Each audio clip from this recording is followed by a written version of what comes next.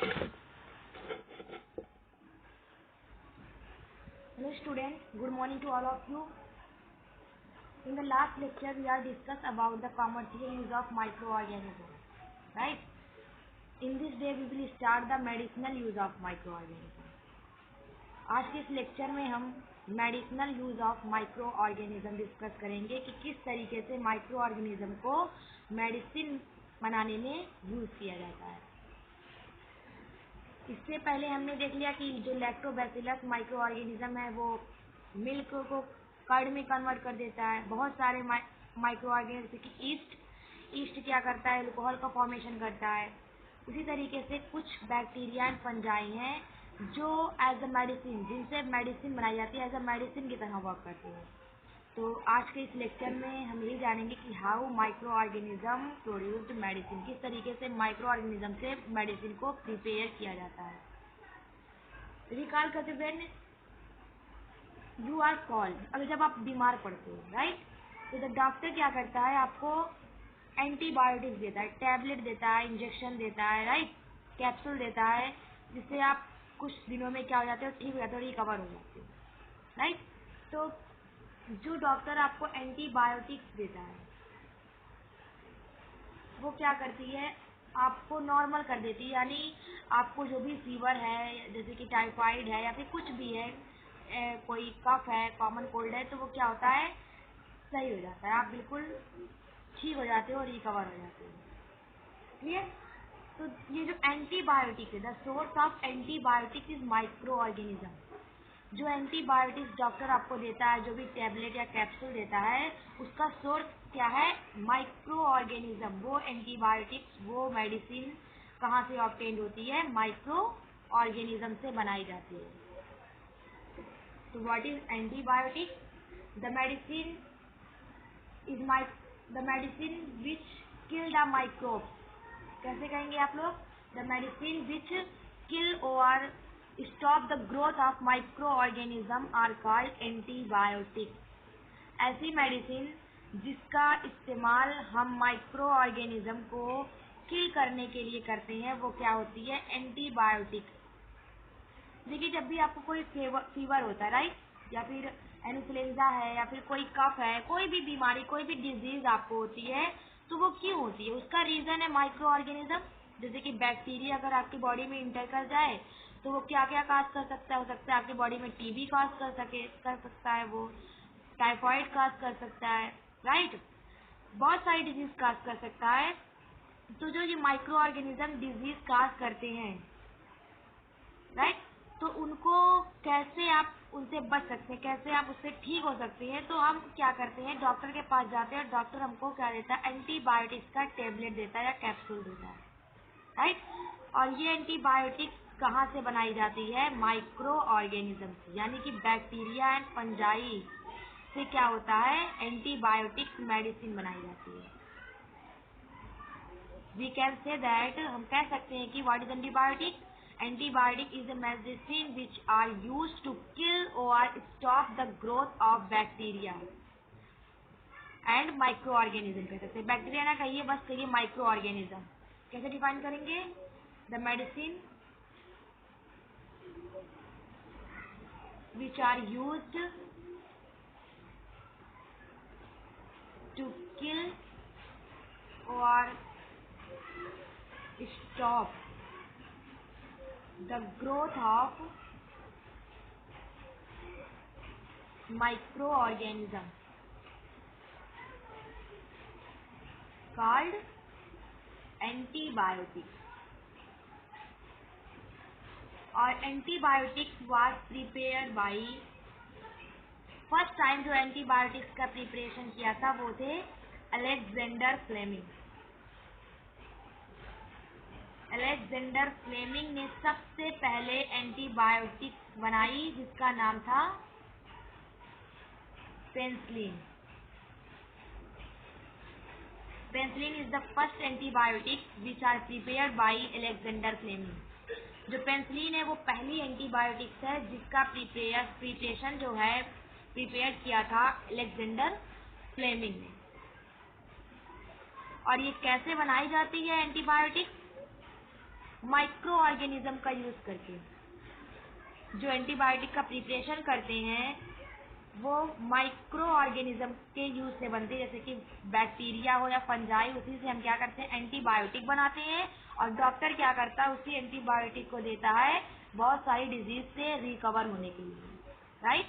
तो फर्स्ट जो एंटीबायोटिक है वो पेनिसिलिन है, जिसे प्रिपेयर किया था अलेक्जेंडर फ्लेमिंग इन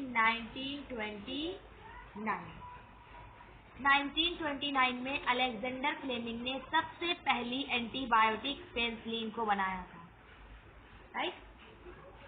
और आजकल बहुत सारी एंटीबायोटिक प्रिपेयर हो चुकी है, जैसे कि स्ट्रेप्टोमाइसिन, टेट्रासाइक्लिन, इरिथ्रोमाइसिन, ये सब एंटीबायोटिक्स हैं जो आजकल बनाई जा चुकी हैं। लेकिन जो सबसे पहली एंटीबायोटिक है वो पेनिसिलिन है, उसे फर्स्ट टाइम अलेक्जेंडर फ्लेमिंग ने प्रिपेयर किया था। और जो स्ट्रेप्टोमाइसिन, टेट्रासाइक्लिन, इरिथ्रोमाइसिन है, ये सारी एंटीबायोटिक्स हैं जिसको प्रिपेयर किया जाता है फंजाई एंड बैक्टीरिया से। जनरली जो एंटीबायोटिक का प्रिपरेशन है वो किसी स्पेसिफिक माइक्रो ऑर्गेनिज्म जो होते हैं उसी को ग्रो करवाते हैं और उसी से एंटीबायोटिक बनाते हैं। और उसी एंटीबायोटिक का इस्तेमाल बहुत सारी डिजीज से बचने के लिए किया जाता है, राइट। तो medicinal use of micro organism में आपका मोस्ट इम्पॉर्टेंट है एंटीबायोटिक्स, क्योंकि एंटीबायोटिक्स हमें बहुत सारी डिजीज से बचाती है। और इसको जो प्रिपेयर किया जाता है माइक्रो ऑर्गेनिज्म यानी बैक्टीरिया और फंजाई क्या करते हैं, एंटीबायोटिक, हम बैक्टीरिया और फंजाई से एंटीबायोटिक बनाते हैं और वो एंटीबायोटिक हमें बहुत सारी डिजीज से लड़ने की पावर प्रोवाइड करती है, क्लियर। और नेक्स्ट था ये कि सबसे पहली एंटीबायोटिक कौन सी है, तो आपकी पेनिसिलिन है, जिसको first time Alexander Fleming, scientific name है ये, अलेक्जेंडर फ्लेमिंग ने प्रिपेयर किया था। इसका अनदर एंटीबायोटिक्स के नेम है आपकी स्ट्रेप्टोमाइसिन, टेट्रासाइक्लिन, एरिथ्रोमाइसिन, ये सारी एंटीबायोटिक्स बनाई जा चुकी हैं जिसे बैक्टीरिया एंड फंजाई से बनाया गया है, राइट। कभी कभी क्या होता है कि एंटीबायोटिक्स जो है वो लीव स्टॉक यानी जहाँ पर कैटल की फार्मिंग करते हैं, कैटल्स को पालते हैं वहाँ, या फिर पोल्ट्री जहाँ पर हम चिकन फार्म जहाँ पर हम हेंस एंड चिकन की रेयरिंग करते हैं। कभी कभी क्या होता है कि एंटीबायोटिक्स को इन्हीं के फूड में मिला दिया जाता है। तो जो पोल्ट्री में यानी जो चिकन के फूड हैं या फिर जो कैटल के फूड है उसमें क्या करते हैं, हम फूड के साथ एंटीबायोटिक मिला देते हैं। इससे क्या होता है, एंटीबायोटिक मिलाने से क्या होता है कि अगर आपकी पोल्ट्री में किसी भी चिकन को या फिर लीव स्टॉक में किसी भी कैटल को कोई डिजीज है ना, तो उसकी इंफॉर्मेशन मिल जाती है, क्लियर। तो बहुत सारी डिजीज का पता लगाने के लिए, लीव स्टॉक एंड पोल्ट्री में डिजीज का पता लगाने के लिए एंटीबायोटिक्स को उनके फूड के साथ मिक्स करके प्रोवाइड कर देते हैं एनिमल्स को। और जब एनिमल्स इसे ईट करता है उसके बाद पता चल जाता है कि कौन सा एनिमल्स जो है वो इन्फेक्टेड है और कौन सा एनिमल्स में कोई भी डिजीज नहीं है, क्लियर। ये था आपका एंटीबायोटिक्स। एंटीबायोटिक्स के बारे में एक चीज़ ये है कि एंटीबायोटिक्स का इस्तेमाल तभी करना चाहिए जब आपको डॉक्टर कहे कि आपको एंटीबायोटिक्स लेनी है। ऐसा नहीं कि आपको हेडेक हुआ या फीवर हुआ, आप किसी भी मेडिकल स्टोर गए और कोई भी एंटीबायोटिक्स ले ली और उसको यूज़ कर रहे हैं आप, ऐसा नहीं है। एंटीबायोटिक्स को डॉक्टर की सलाह पर यूज़ करना चाहिए। जब तक डॉक्टर आपसे कहता है कि आप एंटीबायोटिक लीजिए तब तक आप लें, और जब वो कहता है कि अब आप ठीक हो चुके हैं, बिल्कुल रिकवर हो चुके हैं, अब आपको इसको लेने की ज़रूरत नहीं है, तो आप उसको स्टॉप कर दीजिए। अगर आप स्टॉप नहीं करेंगे, आप लेते रहेंगे एंटीबायोटिक्स, तो क्या होगा कि ये आपके बॉडी पर उल्टा इफेक्ट कॉज करने लगेगी। जैसे कि हम एंटीबायोटिक्स ले रहे थे, हमें फॉर एग्जाम्पल हमें क्या है, टाइफाइड है, राइट। हम डॉक्टर के पास गए, राइट। तो डॉक्टर ने क्या किया, हमें एंटीबायोटिक दिया, एंटीबायोटिक टेबलेट दिया, क्लियर। और कहा कि इसे 1 वीक तक लीजिए, राइट। तो हमने 1 वीक तक इसे लिया, फिर डॉक्टर के पास गए तो डॉक्टर ने कहा कि अब इसे आप ठीक हो चुके हैं, अब इसे लेने की ज़रूरत नहीं है। अगर इसके बावजूद, डॉक्टर के मना करने के बावजूद अगर आप एंटीबायोटिक इस्तेमाल करने लगे, राइट, तो क्या होगा? जो आपको फ़ायदा पहुंचा रहा था, जैसे कि जिस एंटीबायोटिक को लेने से आप ठीक हो चुके थे टाइफाइड से बिल्कुल, वही एंटीबायोटिक को अगर आप ज़्यादा लेंगे, यानी डॉक्टर के मना करने के बाद भी लेंगे, तो क्या होगा? उल्टा इफेक्ट काज करने लगेगी। मतलब आपकी बॉडी में बहुत सारी चीज़ें क्रिएट होने लगेंगी। बहुत सा हो सकता है कि आपको और ज़्यादा फीवर हो जाए, मतलब आपके लिए हार्मफुल इफेक्ट काज करेंगे। यूजफुल इफेक्ट नहीं होगा, हार्मफुल इफेक्ट होगा। क्योंकि एंटीबायोटिक क्या करती है? एंटीबायोटिक का काम है, ये क्या करती है? माइक्रो ऑर्गेनिज्म को किल करती है और उसकी ग्रोथ को रोक देती है। हमारी बॉडी में बहुत सारे बैक्टीरिया है जो कि यूजफुल है हमारे लिए। तो अगर आप एंटीबायोटिक लेते रहेंगे तो ये एंटीबायोटिक क्या करेगी? उस यूजफुल बैक्टीरिया को भी किल कर देगी, राइट। जिसकी वजह से हमें बहुत सारी प्रॉब्लम फेस करनी पड़ सकती, हो सकता है हमें कोई बहुत सीवियर डिजीज हो जाए, राइट। तो इसीलिए डॉक्टर की सलाह पर भी हमें एंटीबायोटिक इस्तेमाल करना चाहिए, और जब डॉक्टर मना करे तो हमें उसे छोड़ देना चाहिए। ठीक है, तो ये थी आपकी एंटीबायोटिक। जनरली एंटीबायोटिक्स का यूज तब होता है जब आपकी बॉडी में बैक्टीरियल इन्फेक्शन हो। अगर आपकी बॉडी में कोई फंगल और बैक्टीरियल इन्फेक्शन है, तभी डॉक्टर क्या करता है? एंटीबायोटिक देता है। अगर आपकी बॉडी में वायरस का इन्फेक्शन है, जैसे कोई वायरल डिजीज है, राइट, ऐसी डिजीज है जो वायरस ने काज की है, क्या हो सकता है? फॉर एग्जाम्पल इन्फ्लुएंजा हो सकता है, राइट, इन्फ्लुएंजा है, या फिर कफ है। तो ये सारी डिजीज क्या है? वायरल डिजीजेज है, यानी ये वायरस काज करते हैं। तो वायरस इन्फेक्शन के या वायरल इन्फेक्शन में एंटीबायोटिक कुछ नहीं कर पाएगी, नॉट इफेक्टिव। एंटीबायोटिक सिर्फ इफेक्ट करती है बैक्टीरियल एंड फंगल इन्फेक्शन पर। अगर आपकी बॉडी में किसी बैक्टीरिया का अटैक है या फिर फंजाई का अटैक है, तो ही एंटीबायोटिक वर्क करेगी। अगर आपकी बॉडी में वायरस का इन्फेक्शन है, कोई वायरल फीवर है, तो एंटीबायोटिक वर्क नहीं करती। क्लियर? सेकेंड हेडिंग है आपकी वैक्सीन।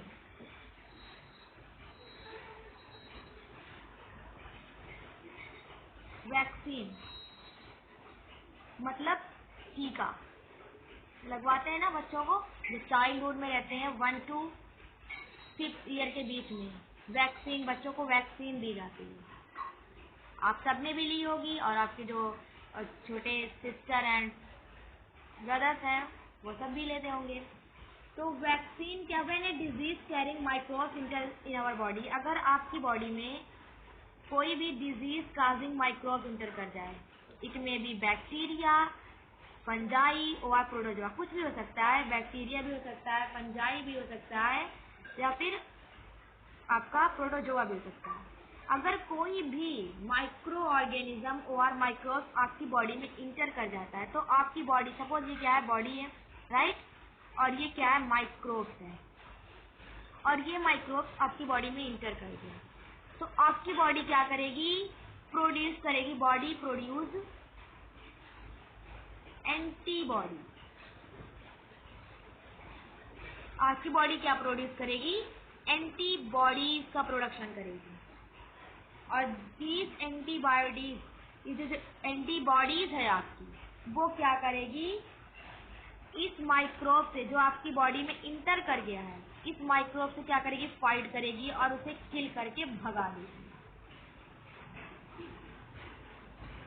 इस तरीके से जब आपकी बॉडी में माइक्रोब्स किल हो जाएंगे, राइट, तो आप ठीक हो जाओगे, आपको कोई भी फीवर वगैरह नहीं होगा। तो जब कोई भी microbes, when a microbes enter in our body, the body produce antibodies which kill the invading microbes. जो अंदर आए हुए माइक्रोब्स को क्या करता है? किल कर देता है, उनसे फाइट करता है, उसे किल कर देता है। और इसके बाद क्या होता है? ये एंटीबॉडीज जब प्रोड्यूस होंगी और इसे किल कर देंगी, तो ये खत्म नहीं होंगी, ये आपकी बॉडी में रह जाती हैं, आपकी बॉडी में रहेंगी, और अगर दोबारा से कोई आता है तो उसको क्या करेंगी, फिर से उसे किल करके खत्म कर देंगे।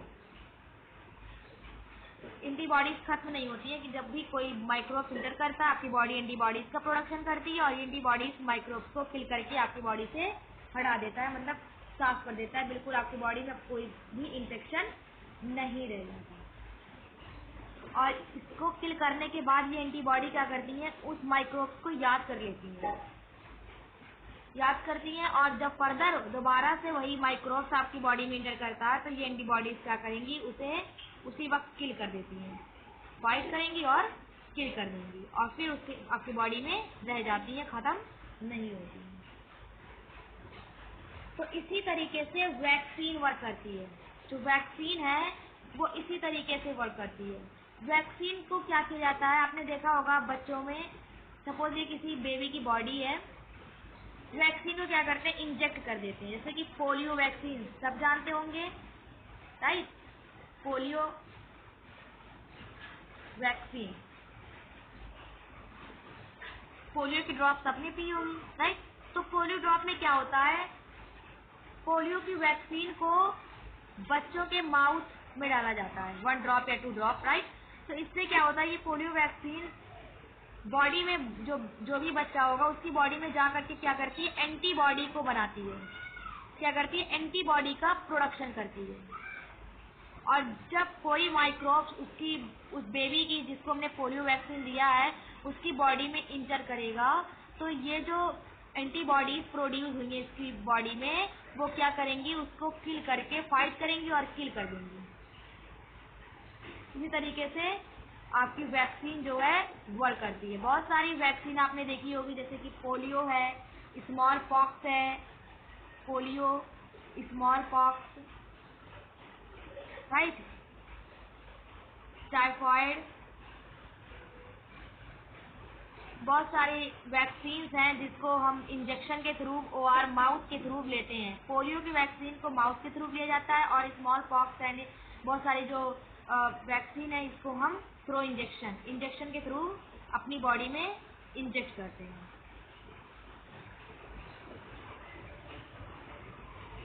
तो what is the function of vaccine.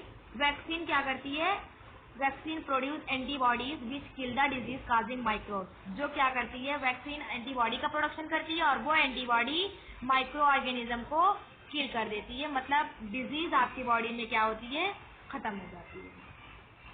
ठीक है। तो जो एक साइंटिस्ट है एडवर्ड जेनर ने सबसे पहले स्मॉल पॉक्स की वैक्सीन बनाई।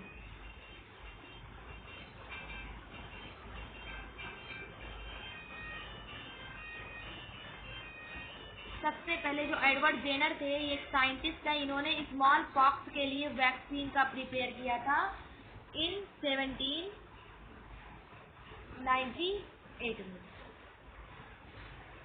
आपने सुना होगा ना कि अगर पोलियो की वैक्सीन ली है तो आपको कभी पोलियो नहीं होगा, राइट। क्यों अगर आपने एक बार पोलियो की वैक्सीन ले ली है तो आपको पोलियो क्यों नहीं होगा? वो इसलिए क्योंकि जब आपने पोलियो की वैक्सीन ली, राइट, तो क्या हुआ, आपकी बॉडी ने क्या किया, प्रोड्यूस किया एंटीबॉडी, राइट। अब ये एंटीबॉडीज क्या करेंगी, अगर आप कभी भी पोलियो वायरस के कांटेक्ट में आओगे, राइट, पोलियो का वायरस है उसके कांटेक्ट में आओगे तो जो ये एंटीबॉडी प्रोड्यूस हुई आपकी बॉडी में है, खत्म नहीं होती है। अगर एक बार एंटीबॉडी बन गई आपकी बॉडी में तो वो खत्म नहीं होती है, आपकी बॉडी में पड़ी रहती है। तो ये एंटीबॉडी क्या करेंगी, इस पोलियो वायरस को किल कर देंगी और आपको पोलियो कभी भी नहीं होगा। किसी भी चीज की अगर वैक्सीन, ऐसे ही स्मॉल पॉक्स है, टाइफाइड है, सबकी वैक्सीन ऐसे ही काम करती है। अगर आप वैक्सीन लोगे बॉडी में, इंजेक्ट करवाओगे तो वो क्या करेगी, एंटीबॉडी बना लेगी आपकी बॉडी में, और जब भी आप किसी डिजीज काजिंग माइक्रोब्स के कांटेक्ट में आओगे तो वो एंटीबॉडी क्या करेगी, उस डिजीज काजिंग माइक्रोब्स को किल कर देगी। क्लियर। और ये जो वैक्सीन है ये ऑब्टेन की जाती है, प्रिपेयर की जाती है बाय माइक्रो ऑर्गेनिज्म। तो इतने सारे यूजफुल इफेक्ट है माइक्रो ऑर्गेनिज्म की। कि क्या होता है कि इसे कॉमर्शियल लेवल पर भी यूज किया जाता है एल्कोहल एंड एसिटिक एसिड के फॉर्मेशन में, इसे कर्ड एंड ब्रेड के फॉर्मेशन में भी इस्तेमाल किया जाता है, मेडिसिन भी बनाई जाती है, एंटीबायोटिक भी बनाई जाती है और वैक्सीन का प्रिपरेशन भी किया जाता है। मतलब माइक्रो ऑर्गेनिज्म ऐसा नहीं कि आपके लिए हार्मफुल है, बहुत सारे यूजेस हैं इसके, राइट। तो ये था आपका वैक्सीन। आपने देखा होगा कि पोलियो पल्स प्रोग्राम हमारे आसपास या हर जगह पर पूरे वर्ल्ड में जो पोलियो पल्स प्रोग्राम है, इसमें क्या करते हैं 1 to 5 ईयर वाले चाइल्ड को क्या करते हैं पोलियो की ड्रॉप पिलाते हैं, राइट। तो जो पोलियो की ड्रॉप में क्या होता है, पोलियो की जो ड्रॉप है वो प्रिपेयर होती है माइक्रो ऑर्गेनिज्म से, किसी माइक्रो ऑर्गेनिज्म से पोलियो की जो वैक्सीन है उसको प्रिपेयर करते हैं और उसको माउथ के थ्रू बच्चे के बॉडी में इंटर कर देते हैं। इसी तरीके से स्मॉल पॉक्स है, स्मॉल पॉक्स की जो वैक्सीन है इसको माइक्रो ऑर्गेनिज्म से प्रिपेयर करते हैं और इसको इंजेक्शन के थ्रू किसी भी पर्सन की बॉडी में इंजेक्ट कर सकते हैं। ऐसे टाइफाइड है, हर बहुत सारी डिजीज है जिसकी वैक्सीन तैयार है। जब भी वो डिजीज होती है हम उसे वैक्सीन प्रोवाइड कर देते हैं, वैक्सीन अंदर जा करके एंटीबॉडी बनाती है और वो एंटीबॉडी क्या करती है डिजीज काजिंग माइक्रोब्स को किल कर देती है। So these day vaccine are made on a large scale from microorganisms to protect humans and other animals from several diseases. आजकल क्या है कि बहुत सारी वैक्सीन माइक्रो ऑर्गेनिज्म से प्रिपेयर की जाती है जिसका इस्तेमाल ह्यूमंस एंड एनिमल्स में बहुत सारी डिजीज को खत्म करने के लिए किया जाता है, राइट। तो आज के इस लेक्चर में हमने जाना कि किस तरीके से हम माइक्रो ऑर्गेनिज्म को मेडिकल की फील्ड में इस्तेमाल कर सकते हैं, किस तरीके से हम एंटीबायोटिक बना सकते हैं और वैक्सीन का प्रिपरेशन करते हैं। क्योंकि ये वैक्सीन अगर माइक्रो ऑर्गेनिज्म नहीं होगा तो आपकी एंटीबायोटिक भी नहीं बनेगी और वैक्सीन भी का प्रिपरेशन भी नहीं होगा। तो कितनी ज़रूरी है आपके लिए माइक्रो ऑर्गेनिज्म, राइट। तो आज का लेक्चर यहीं पर ख़त्म करते हैं। नेक्स्ट वीडियो में हम डिस्कस करेंगे इंक्रीजिंग सॉइल फर्टिलिटी, यानी हम डिस्कस करेंगे यूजेस ऑफ माइक्रो ऑर्गेनिज्म में सॉइल फर्टिलिटी को इंक्रीज करना, कि किस तरीके से जो माइक्रो ऑर्गेनिज्म है वो सॉइल की फर्टिलिटी को इंक्रीज करते हैं। इससे रिलेटेड जो क्वेश्चन है हम व्हाट्सएप पे सेंड करेंगे। Thank you.